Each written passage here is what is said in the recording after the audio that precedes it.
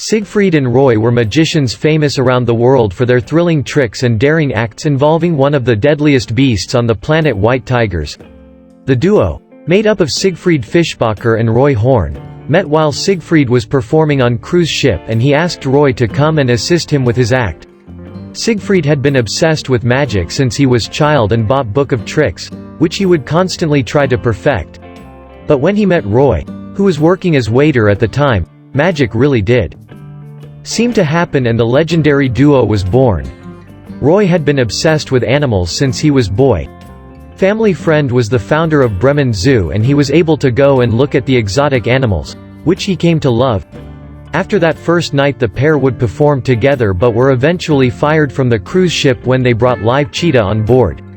However, they were soon picked up by another cruise ship and their partnership really began to take off. The duo were spotted by the owner of the prestigious Astoria Theater in Bremen, Germany, while they were performing on cruise ship in the Caribbean. She recruited them to perform at her nightclub, and this launched their act on the nightclub circuit in Europe. Desperate to keep their act fresh, Siegfried and Roy started working with tigers, which wowed audiences, and when they were on stage in Paris, promoter Tony Azzi saw them perform for the first time. He persuaded them to bring their show to Las Vegas, and there seemed to be no stopping them. By 1981 their Beyond Belief show was in residence at the New Frontier Hotel and Casino in Vegas and proved to be so successful it was taken on world tours 7 years later. 2 years later they were the headline act of the most visited show in Vegas, Siegfried and Roy at the Mirage Resort and Casino, until horrific incident on stage in 2003. On October the show, which also featured 7-year-old white tiger called Mantcore, went ahead as usual. But on this night, Roy made the fateful decision to go off script and held his microphone up to the tiger's mouth and encouraged him to say hello to the audience. Surprised, the tiger bit Roy's sleeve, and the magician, who had worked with dangerous beasts for decades, swatted Mantcore and shouted release.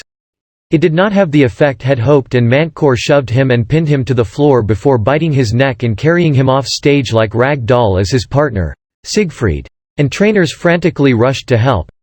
Eventually, after spraying the big cat with CO canisters, Roy was released, but he had suffered horrific injuries. His spine was severed, he was suffering from critical blood loss and have severe crush injuries all over his body. It was the first time anything like this had happened in more than 30 shows, working with some of the most unpredictable animals on the planet, including elephants, lions and cheetahs. The magician had also suffered stroke, but medics have been unable to determine if this happened before or after the attack. Even as he was being rushed to hospital, Roy's first thought was for the tiger, who he had trained since it was 6 months old. He said, "Mantcore is great cat. Make sure no harm comes to Mantcore."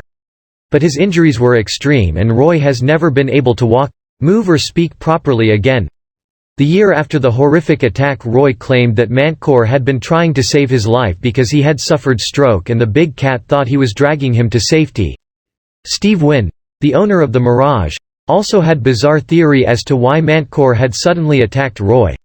He claimed the tiger was reacting to beehive hairstyle he had seen on woman in the audience. However, the gruesome incident forced the Mirage to close the show, and all 267 cast and crew lost their jobs.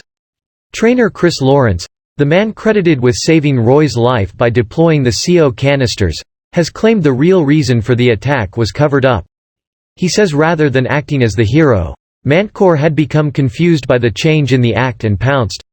Just 24 hours before the horrific attack that ended his career, Roy has never been able to work again. The magician was partying with pals to celebrate his 59th birthday. But the next night he was fighting for his life in hospital, with the duo's career lying in tatters. Days after the attack, and after almost dying 3 times, Roy was able to communicate with hand squeezes, once for yes, twice for no. His neurosurgeon, Dr. Derek Duke, said, "It is all but miraculous that he is alive." Miraculously, the following month he was airlifted to the UCLA Medical Center where his rehab continued. Siegfried never left his side. Roy was finally strong enough to hold pen, and the first words he wrote were especially poignant. He wrote, "Siegfried, it is nice to hold your hand. While Roy's condition has improved significantly since that horrific night 17 years ago, he is now able to talk, walk with help and eat. The pair have returned to the stage just once for one final, poignant, performance. After the abrupt and gruesome end to their act in 2003, they were determined to go out on high. Siegfried vowed he would never take another partner, although the pair have worked on several TV shows together about their daring act.